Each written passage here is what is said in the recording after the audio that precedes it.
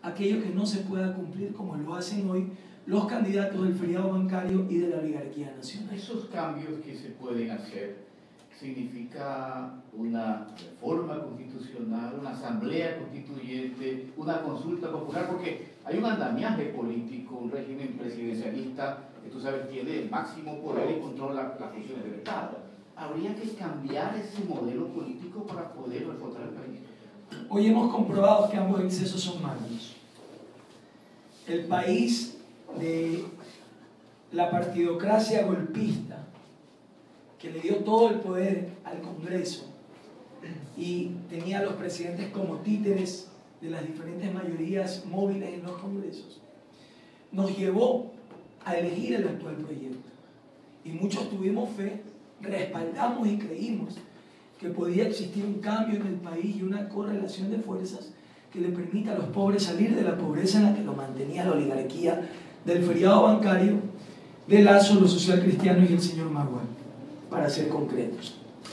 Nos fuimos al otro extremo, a un proyecto hiperpresidencialista. Le dimos todo el poder al presidente de la República y hoy vemos cómo este gobierno se ha convertido en el gobierno más corrupto y corruptor de la historia del Ecuador. Se han llevado la plata del petróleo, se han llevado la plata de los ministerios.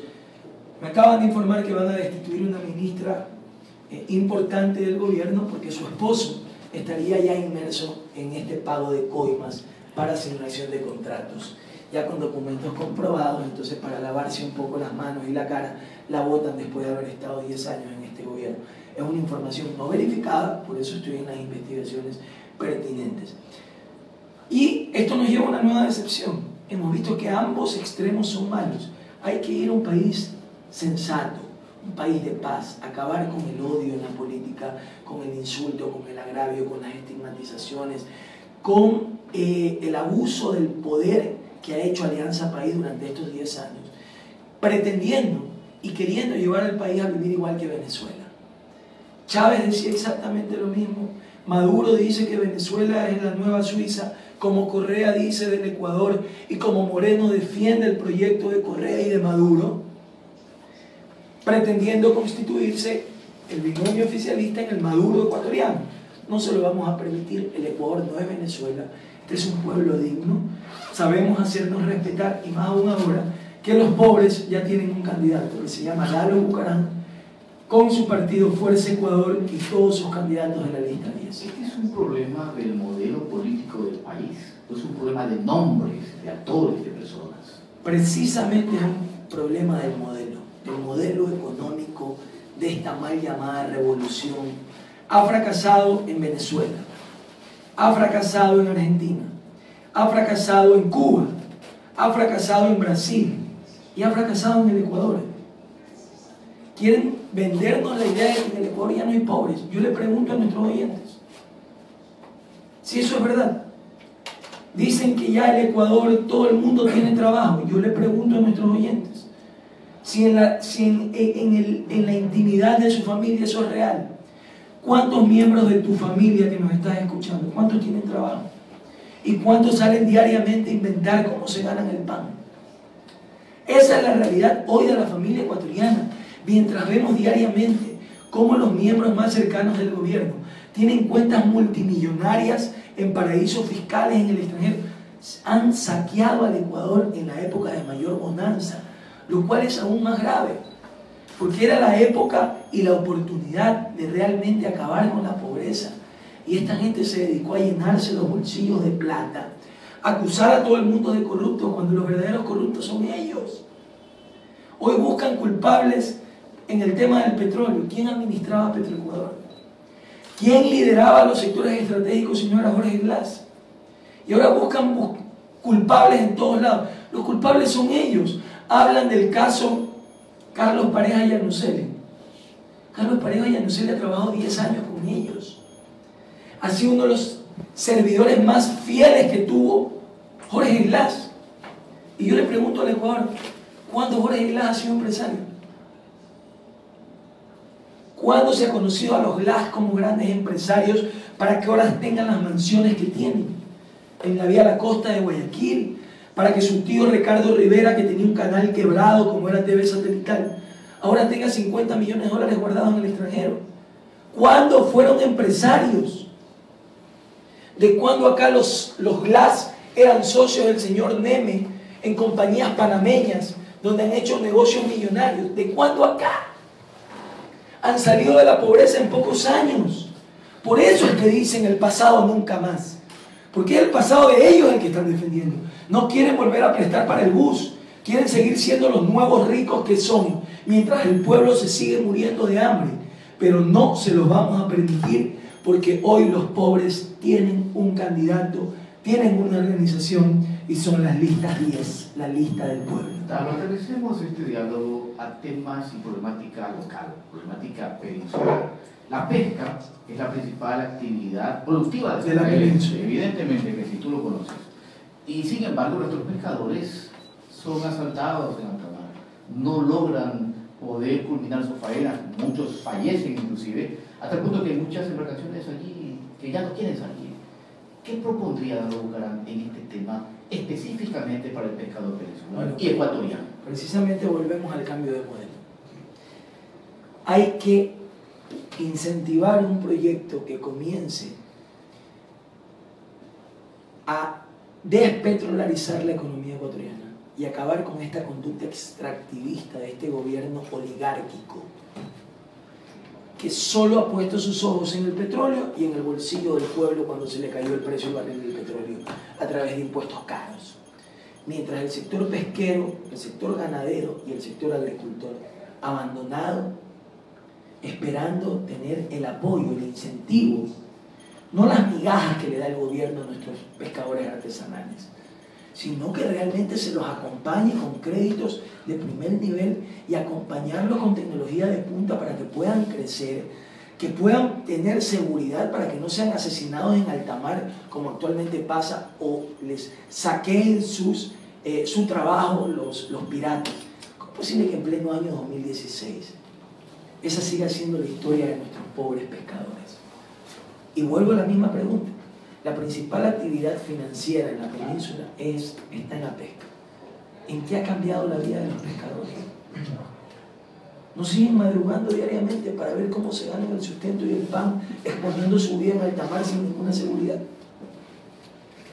¿No siguen buscando el diario para ver cómo alimentan a su familia hoy o cómo pagan la tienda hoy día que fiaron ayer? Esa sigue siendo la realidad de los pobres en el país. Siguen reclamando por servicios básicos. Usted se va a Esmeraldas y le piden agua. En año 2016. En Santa Clara también lo pedimos. Agua. Cuando esa era la propuesta de Jaime Roldós hace 40 años. ¿Qué hicieron con la plata? Hicieron carreteras en buena hora. ¿Y qué pasó con los caminos vecinales para nuestros campesinos? Hicieron las obras que les dejaba el negocio. Solo en el cemento, solo en el petróleo, para poderse ser millonarios. ¿Han mejorado las escuelas? Han mejorado las escuelas arquitectónicamente. Ha mejorado la educación en el Ecuador. Los hijos de los campesinos ya no tienen que caminar 10 kilómetros del polvo para poderse educar. Esa sigue siendo la historia de los pobres. Los pobres cada día están más pobres y los poderosos en el poder cada día están más ricos. Los vamos a fiscalizar, los vamos a auditar y vamos a invertir en la pesca, en la agricultura, en la ganadería, en la agroindustria, en la pesca industrial, para que este pueblo salga adelante sin tanto impuesto y sin un gobierno que les esté metiendo la mano al bolsillo y robándosele los pocos que ganan. Otra de las actividades que tiene Santa Elena y que depende mucho es el turismo. El turismo es una de las principales actividades, de hecho la segunda, de mucho movimiento. Se habla hoy con mucha fuerza de que podrían retornar los casinos al Ecuador. Se habla, por ejemplo, de que mucha gente se va en este momento el fin de semana de Guayaquil a Tumbes o viaja en avión a Lima para jugar, cuando esa plata podría hacerse acá. Se habla de una apertura de casinos en el Ecuador, pero no en Guayaquil o en Quito, sino en zonas puntuales donde puede desarrollarse ese tema, y una de esas podría ser Santa Elena. ¿Sería partidario de una propuesta de ese tipo de algo, verdad? A ver, nosotros vamos a consultarle al pueblo sobre las grandes decisiones que hay que tomar. En los primeros 120 días de gobierno llamaremos a un referéndum aprobatorio para que sea el pueblo el que elija sobre los cambios trascendentales que estamos proponiendo al país. a través de una consulta popular, no una asamblea constituyente. Ahí hay una candidata ofreciendo que a través de la consulta va a eliminar el Consejo de Participación Ciudadana. Vaya, lea la Constitución, eso es una reforma a la estructura del Estado, y eso necesita una asamblea constituyente. Dejen la demagogia y prometan solo lo que se puede cumplir. ¿Cómo es posible que el más joven de esta contienda sea el que les dé ejemplo de actuar con honestidad en política? Por eso este país necesita juventud. Este país necesita un recambio generacional. Este país necesita que los jóvenes dejemos de ser un cheque a fecha y una promesa incumplida. Los jóvenes somos una realidad y somos actores protagonistas del cambio que necesita nuestro pueblo. Y todos los grandes líderes de la historia han sido jóvenes que han estado dispuestos a sacrificar su vida por la libertad de sus pueblos. ¿Y la consulta así lo hace el tema de casinos y hoteles? Son temas que se pueden plantear, va a ser una consulta abierta y consensuada con el pueblo. ¿Cómo es posible que Las Vegas le dé tanta plata a Estados Unidos en un desierto? ¿Cómo es posible que Estados Unidos con un ratón haya hecho tanto dinero con Disney World? Entonces, tenemos que acabar con ese sesgo ideológico y abrirnos a los países del primer mundo. Ecuador tiene que tener las mejores relaciones con los Estados Unidos. Ecuador tiene que tener las mejores relaciones con el Estado de Israel. Y tiene que acabar con esa verborrea política, con esa demagogia de que el imperio, y de nunca más de rodillas ante el imperio. Los chinos nos tienen en la posición que les da la gana, no solo de rodillas. Ahí no decimos nada, y China sí fue un imperio, a diferencia de Estados Unidos. Darlo puntualmente, ley de comunicación, reformarla, derogarla. Vamos a eliminar la Supercom. Creemos que la ley es necesaria, pero no con una Supercom sancionadora, ni con un espíritu castigador, perseguidor, que atenta contra la libertad de expresión. De hecho, no estaba en la ley, la Supercom Ustedes, fue creada. así es, y tú estuviste conmigo en la asamblea cuando estaban socializando y no pudieron aprobar esa ley precisamente porque nuestro bloque no se los permitió en la Asamblea Nacional. Después que eligieron a sus 100 borregos, hicieron lo que le dieron la gana con el país. Pero lo importante es entender cuál es la situación que viven los medios de comunicación. A propósito, el día de ayer fue el día del periodista, así que feliz día a mi hermano, porque también es una de las actividades que realizas. Los periodistas tienen que perder el temor. Y eso es lo que propone nuestro gobierno, un país de paz, un país de mansos, pero no de mensos. Un país comprometido exclusivamente con el pueblo y no con la chequera de la banca corrupta del feriado. Un país comprometido con el pueblo y no con ningún gobierno. Eso es lo que nosotros le estamos proponiendo al país, que los periodistas puedan ejercer su labor en libertad, que sientan paz, que ya dejen de ser insultados, estigmatizados, perseguidos, solo por denunciar la corrupción de un gobierno, que es una corrupción que ya huele, ya apesta, ya se la percibe en la calle, el pueblo ya la siente, el pueblo ya te dice, estos son los más grandes delincuentes que ha tenido el Ecuador, y no hay que tener temor de decirlo. Yo no voy a llevar una política de odio ni una política perseguidora contra nadie. Pero a mí nadie me enseñó a quedarme callado. Yo soy un hombre que vivió, que nació, que creció en la lucha y que morirá luchando. ¿Regulación a las redes sociales? Mira, yo no estoy de acuerdo. Te soy muy honesto. Las redes lo aguantan todo. Y eso es parte de la libertad de cada cual. Nosotros los funcionarios o las figuras públicas sabemos a qué nos metemos. Pero no te puedes poner a perseguir y sacarle a un periodista. Es que tú retuiteaste esto. Eso es ridículo para un estadista, pues. Un estadista que esté viendo que retuitea un periodista. O peleando con la Mofle, que es una mujer que le ha dado mucha alegría a diferencia de este gobierno que nos ha dado muchas lágrimas. Hay que acabar con eso. A la Mofle, por ejemplo, ahorita que María Mercedes me lo recuerda, la sacaron hasta del aire porque ofendía a la mujer ecuatoriana. Quien ofende todos los sábados a la mujer ecuatoriana es quien la maltrata y quien le dice que solo sirven para ponerse minifaldas, quien las trata de gordita horrorosa, quien las trata de incapaces. Por eso nosotros proponemos que vuelva a haber primera dama en este país. El cargo de la primera dama no servía para nada. Mire cómo ofende a la mujer, a la madre de familia, al alma de un Estado que le da un tinte de amor, de sensibilidad, aquella dama que pudiera ir donde su esposo a decirle, papito, cálmate, que el poder se te ha subido a la cabeza. ¿Qué hombre no escucha a su esposa?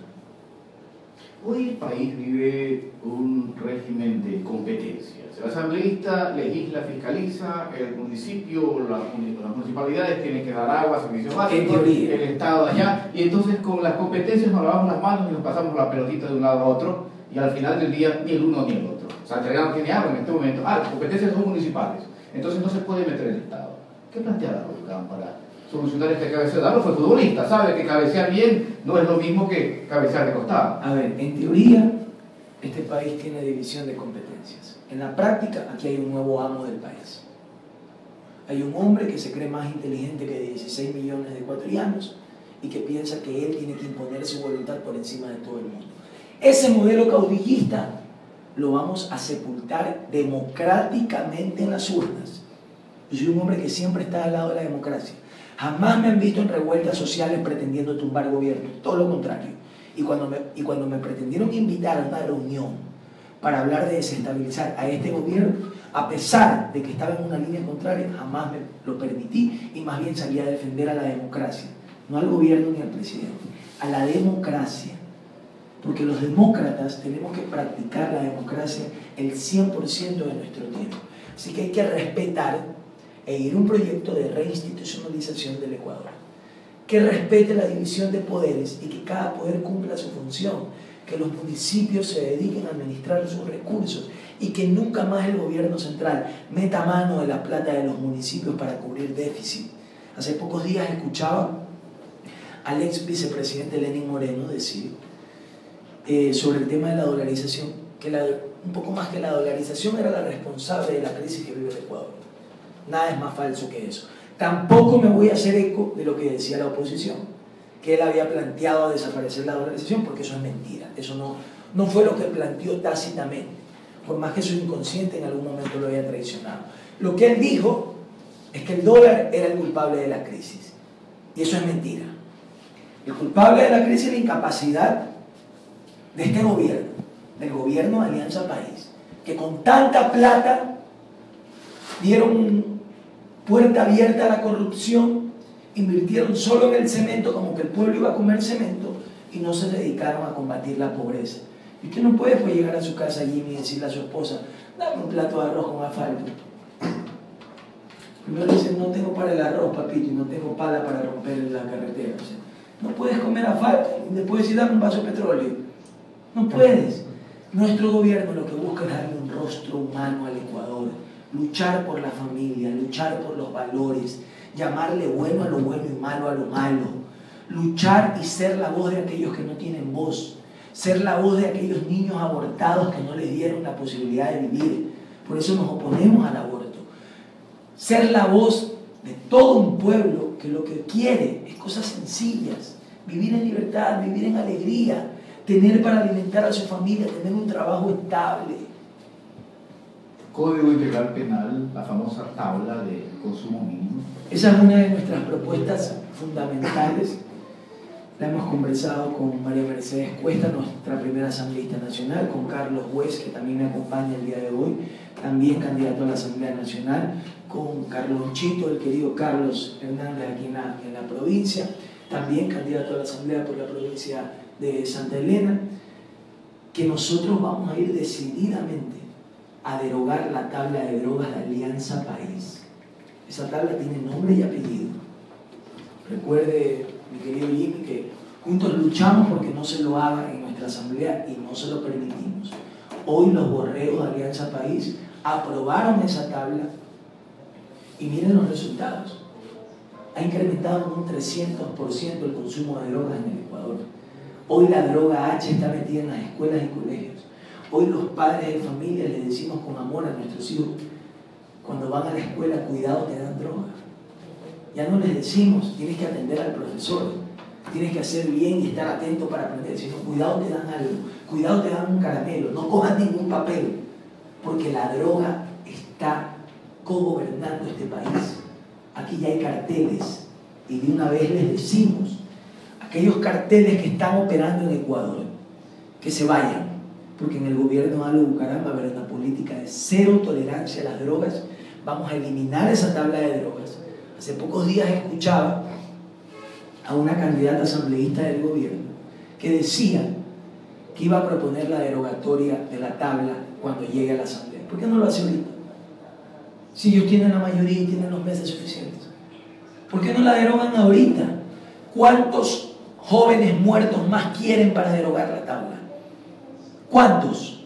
¿Cuántos niños más muertos quieren? ¿Cuántos padres más suicidados quieren para derogar la tabla? Tengan alma, tengan conciencia. Esa tabla de drogas está destruyendo a la familia. Y no solo se acaba el problema con derogar la tabla, porque ya causaste el problema. Hay que recuperar al joven. Hay que construir centros de rehabilitación gratuitos. Hay que construir centros de desintoxicación gratuitos, porque este es un problema causado por el gobierno central que tiene que ser atendido, financiado y restituido por el gobierno central. Carlos Bucaram siempre luchó por el retorno de su padre al Ecuador. ¿La lucha continúa? Bueno, yo moriré como ser humano honrando a mi padre y a mi madre. Esa lucha ya ha sido resuelta. Ya la Corte Nacional de Justicia se ha pronunciado en el mes de marzo del 2016 y ha dicho que el 27 de marzo del 2017 Abdalá Bucaram puede regresar al Ecuador porque se han cumplido 20 años de la más grande persecución política en este país. Así que como mi gobierno se posesiona el 24 de mayo del 2017, lo que yo sí sueño es tener a mi padre sentado en la primera fila viendo cómo su hijo se posesiona como presidente de la nación. ¿Algún compromiso que quiera asumir con los peninsulares? ¿Algún compromiso directo? No quiero que me diga que va a trabajar, que va a sacrificar. Esa es la obligación. No, de acuerdo. ¿Qué se quiere comprometer con Santander? Primero, luchar contra la pobreza. Y esta es una provincia pobre. Esta es una provincia pobre porque el Ecuador ha sido gobernado de forma inequitativa. En el Ecuador solo han existido 3 ciudades: Guayaquil, Quito y Cuenca. Para los demás, migajas. Y yo soy guayaquileño. La península luchó por hacerse provincia, por la exclusión que vivió siempre en el Guayas de Guayaquil, que se llevaba todo el presupuesto de la provincia. Esa historia tiene que cambiar. Tenemos que atender al Ecuador profundo y olvidado de provincias como Santa Elena, como Esmeraldas, como el Carchi, como Imbabura, como todas aquellas provincias que históricamente no han sido atendidas. En nuestro gobierno le vamos a dar énfasis porque va a ser un gobierno con rostro humano, justo y equitativo, que garantice una equidad más que una igualdad. Porque usted puede parar en una silla a un hombre de 1,80 y en la misma silla a un hombre de 1,40. ¿Están en igualdad de condiciones? Sí, pero no es equitativo, porque el otro necesita 10 sillas. Nosotros vamos a un gobierno equitativo, que luche principalmente por las provincias más pobres y por los pobres en general. Gracias, Carlos, por estar con nosotros. Muy gentil. Un saludo a Gabriela Camino. Gracias por acompañarnos. Gracias. Ahora ya saben por qué estoy liderando la lista. Ya veo. Estoy convencida. Yo tengo fe. Sí, la veía con la cara. Es que realmente me emociona escucharlo hablar. Me emociona su madurez, su coherencia. Realmente eso es lo que necesitamos los ecuatorianos. Necesitamos gente comprometida, que hable con la verdad. Ya el pueblo está harto, nos han engañado tanto. Pero ya no es momento. Cambiar la Cámara por la Asamblea. Es que son momentos de decisión, estamos viviendo un momento histórico. Son 10 años de Alianza País. La Asamblea tiene que cambiar. Gaby cambió y no aguantó, tuvo que retirarse del mapa para estar en su parte artística. No, tampoco fue así, tampoco fue de esa manera. Yo creo que las circunstancias eran otras, totalmente diferentes. Ahora mi camino está ligado 100% a mi familia y a mi esposo, y realmente con rectitud y con sencillez. Yo creo que Dalo habla, es un hombre honesto. Nadie puede decir lo contrario de su vida, y eso es importante. Que viene con un rostro, bueno, no nuevo en la política porque ya tiene un bagaje político, pero sin embargo tiene una carta limpia, que eso es lo más hermoso. Nadie puede decir nada de él, defiende sus valores, sus principios, y queremos un Ecuador de familia, es lo que anhelamos como padres también, y nuestro sentir es el sentir de toda la familia ecuatoriana. Gracias. Gracias. Feliz año. Que viva el campeón del Ecuador, Barcelona. Y María Meche, que fue la primera madrina y única madrina de la Azul Oscura. Así que quiero agradecerte porque sé que has hecho esta diferencia de atendernos personalmente. Muchas gracias, Mariano. Sabes, mi respeto, mi cariño, mi sentimiento siempre de amistad para contigo, tu familia. Y darle un mensaje de fe a las familias peninsulares. Tengamos fe. Es posible tener un gobierno sin corrupción. Dejemos de juzgarnos, de insultarnos, de estigmatizarnos. Y realmente juzguemos a cada quien por sus actos. Eso es lo que yo he pedido. Conózcanme. Estoy convencido que Dios va a utilizarnos para transformar el corazón de esta nación. Carlos Bucaram, candidato presidencial de FE, en nuestro programa, amigos. Gracias por escucharnos. Pase bien. Un saludo a todos quienes nos siguen en Facebook. Así vamos terminando también una jornada de trabajo acá en la península. Vamos a estar en Guayaquil en un evento masivo también que tenemos. Así que muchas gracias por su respaldo constante. Ya saben, vamos con fe, que los gigantes existen solo en la mente de los hombres débiles. Fuerza, Ecuador.